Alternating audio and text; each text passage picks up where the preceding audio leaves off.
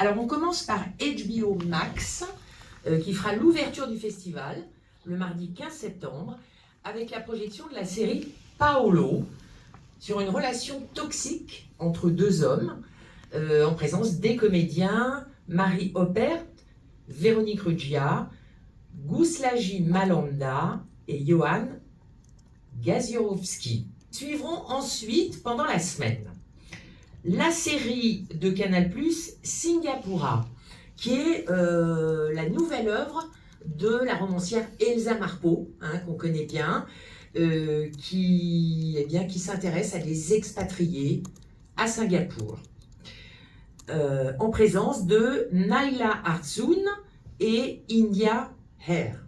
Ensuite, alors nous avons une coproduction entre Prime Video et M6. Ça s'appelle Le Charles. C'est un huis clos, on va dire Who's Done It. Ça c'est classique, mais ce qui est moins classique, c'est que c'est à bord du porte-avions Charles de Gaulle, avec les moyens de l'armée. Et je peux vous dire qu'on a vu la bande-annonce.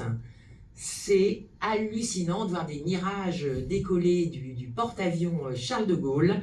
Alors ensuite, la série Arte, qui s'appelle Eldorado. Eldorado, c'est sur le scandale des avions renifleurs. Ce qui est intéressant, c'est que c'est réalisé par Louis Farge, qui avait été primé au festival en 2023 et qui est devenu un réalisateur que tout le monde s'arrache sur toutes les plateformes.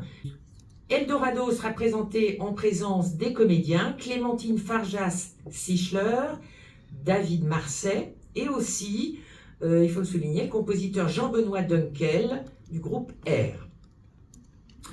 Alors ensuite, TF1 présentera La Comtesse de Monte Cristo, très attendue, très attendue, puisque La Comtesse de Monte Cristo, elle est interprétée par Audrey Fleurot, accompagnée de Simon Erlacher, Zabou Bretman, Olivia Cotte, Thierry Godard et plusieurs autres.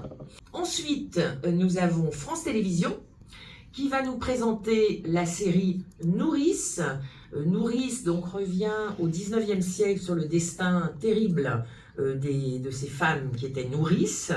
Donc elle sera projetée en présence des comédiens Lula Cotillon-Frappier, qui est l'ancienne marraine du jury jeune, Barbara Probst, qui est membre donc du jury cette année,